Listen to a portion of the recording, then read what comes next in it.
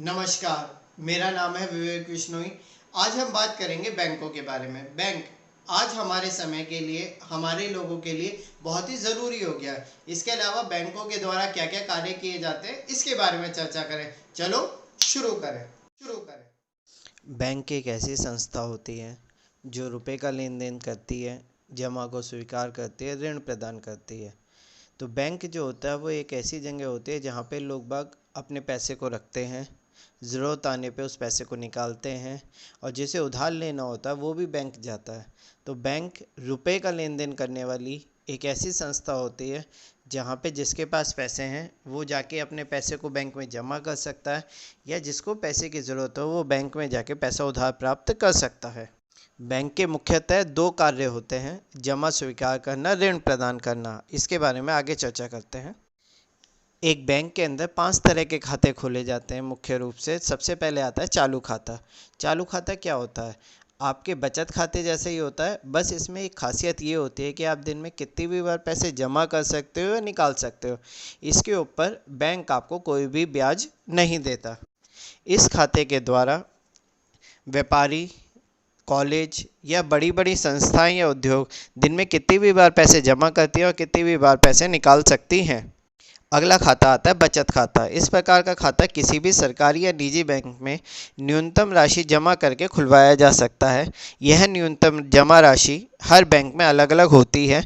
इस प्रकार के खाते में धन किसी भी समय जमा किया या निकाला जा सकता है। इस प्रकार के खाते से रुपए निकालने के लिए खाता धारक बैंक में निकासी फॉर्म द्वारा, या जिसे हम विड्रॉल फॉर्म कहते हैं, चेक जारी करके या एटीएम के द्वारा हम इसमें से अपना पैसे को निकाल सकते हैं।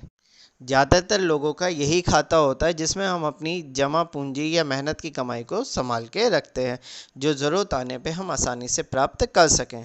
अगला खाता आता है आवर्ती जमा खाता। आवर्ती का मतलब होता है बार बार बार बार बार बार।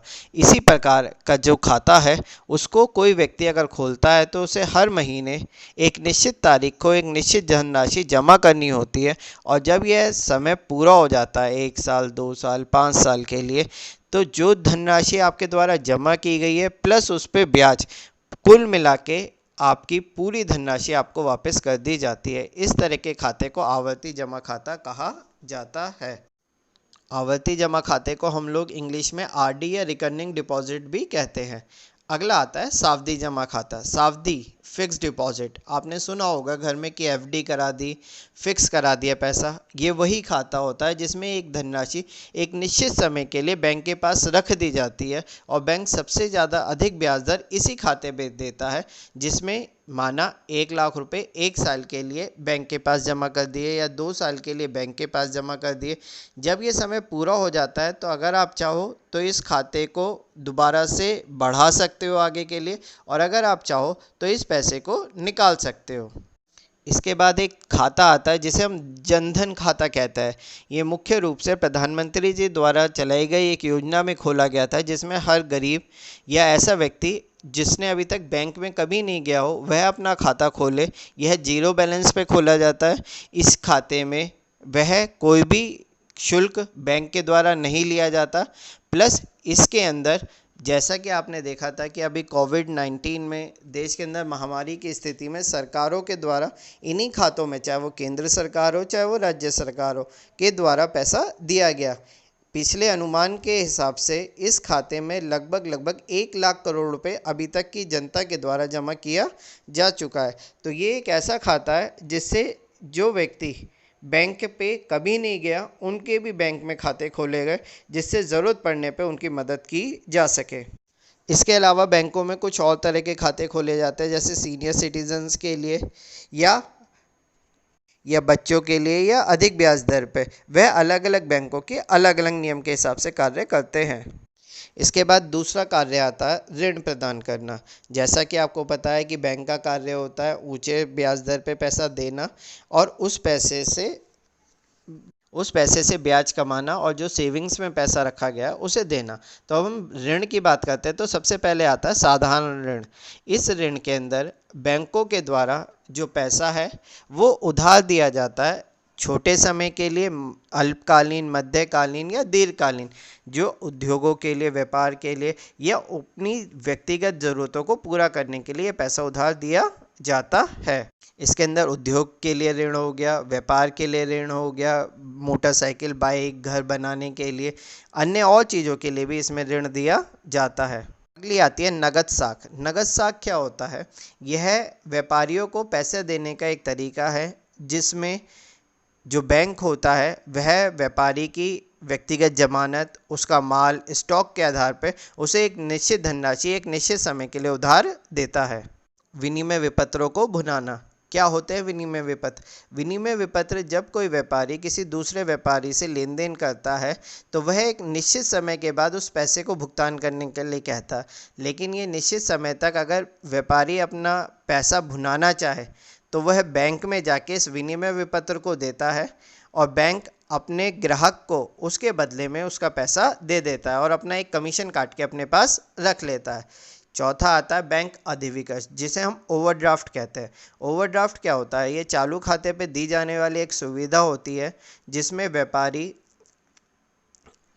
बैंक अपने व्यापारियों को यह सुविधा देता है जिसमें वो एक निश्चित धनराशि से अतिरिक्त पैसा निकाल सकते हैं। उदाहरण से समझते हैं, माना किसी व्यक्ति के खाते में 10,000 रुपये है और उसकी ओवरड्राफ्ट की लिमिट जो है वो 30,000 रुपये है, तो इसका मतलब अब वो 40,000 रुपये तक का पैसे का लेन देन कर सकता है। अब आगे बढ़ते हैं और बैंक के कुछ अन्य महत्वपूर्ण कार्य होते हैं, जैसे बहुमूल्य वस्तुओं को सुरक्षित रखना। तो क्या होता है? बैंक में लॉकर की सुविधा होती है जिसमें हम अपने मूल्यवान वस्तुओं को सुरक्षित रख सकते हैं। धनराशि का हस्तांतरण, मतलब एक स्थान से दूसरे स्थान तक पैसे का लेन देन करना या पैसे को भेजना, ग्राहक की ओर से भुगतान प्राप्त करना या करना। आज के समय में जो बैंक है वो हमें ऐसी सुविधा देते हैं जिसके द्वारा हम ग्राहकों को उनकी सुविधा के अनुरूप पैसे प्राप्त करते हैं या उनका भुगतान करते हैं। ग्राहकों के लिए अंश व प्रतिभूतियों का क्रय विक्रय करना।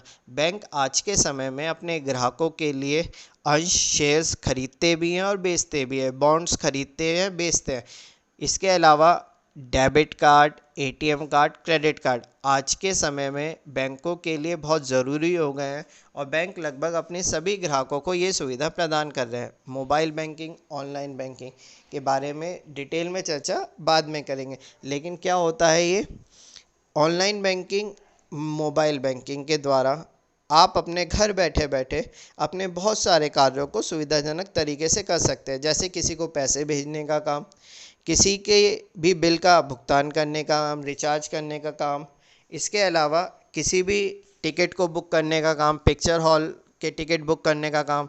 ऐसी बहुत सारी चीज़ें हैं। हम अपना स्टेटमेंट देख सकते हैं कि जो हम ऑनलाइन बैंकिंग और मोबाइल बैंकिंग के द्वारा कर सकते हैं। बैंक अब महत्वपूर्ण होते जा रहे हैं क्योंकि अब ये जीवन के अभिन्न अंग हो गए हैं। जैसे अगर हम कहीं घूमने जाते हैं तो बैंक हमें international debit card, credit card देता है जिससे हम तसल्ली से वहाँ पे अपने पैसे को एंजॉय कर सकें। आज की वीडियो में इतना ही। अगली वीडियो में बैंकों के महत्व के बारे में चर्चा करेंगे। उम्मीद है ये वीडियो आपको पसंद आए। अच्छी लगे तो लाइक करो, शेयर करो। जय हिंद, वंदे मातरम।